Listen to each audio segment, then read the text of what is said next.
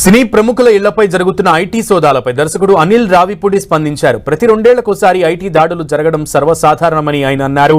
దిల్ రాజుపైనే కాదు చాలా మందిపై ఐటీ సోదాలు జరుగుతున్నాయని చెప్పారు. సంక్రాంతికి వస్తున్నాం పేరుతో సినిమా తీశారు. ఐటీ అధికారులు కూడా సంక్రాంతికి వస్తున్నామని వచ్చారని అనిల్ రావిపూడి మార్క్ కామెడీ అక్కడ చమత్కరించుతూ ఒక స్టేట్మెంట్ చేశారు. తన ఇంటిపై ఐటీ దాడులు జరగలేదని క్లారిటీ ఇచ్చారు. టైటిల్ పెట్టాం కదా, వాళ్ళు కూడా గట్టిగా ఫిక్స్ అయినట్టుంది. మేము సంక్రాంతికి వస్తున్నాం అని చెప్పి వచ్చారు వాళ్ళు కూడా. ప్రొడ్యూసర్ బాధలో లేరండి. ఇండస్ట్రీలో చాలా మంది మీద జరుగుతున్నాయి రైట్స్, ఆయన ఒక్కడి మీద జరగట్లేదు. అండ్ ఇట్స్ టూ చాలా ఇది ఒక ప్రాసెస్ లో భాగమే. ప్రతిసారి 2 ఏళ్ళకి ఒకసారి 3 ఏళ్ళకి ఒకసారి ఇండస్ట్రీ మీద కానీ బిజినెస్ సర్కిల్స్ లో కానీ ఐటీ రైట్స్ జరగడం సర్వసాధారణం. సో అలాంటి ఒక ప్రాసెస్ లో జరిగే భాగం. ఇంకా వాళ్ళు మమ్మల్ని మేము వాళ్ళకి కాంటాక్ట్ అవ్వలేకపోతున్నాం.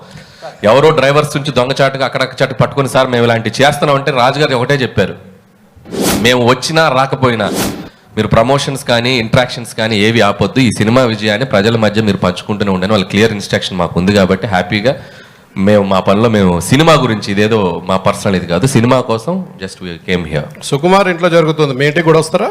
సుకుమార్ ఇంటి పక్కకి నేను ఇంకా షిఫ్ట్ అవ్వాలా, త్వరలో షిఫ్ట్ అవుతున్నాను ఫిబ్రవరికి. కాబట్టి మా ఇంటి పక్కకి లేను కాబట్టి ఇంకా రాలేదు. ఇప్పుడు మీరు అడిగారు కాబట్టి ఖచ్చితంగా వాళ్ళు వచ్చే అవకాశం ఉంది.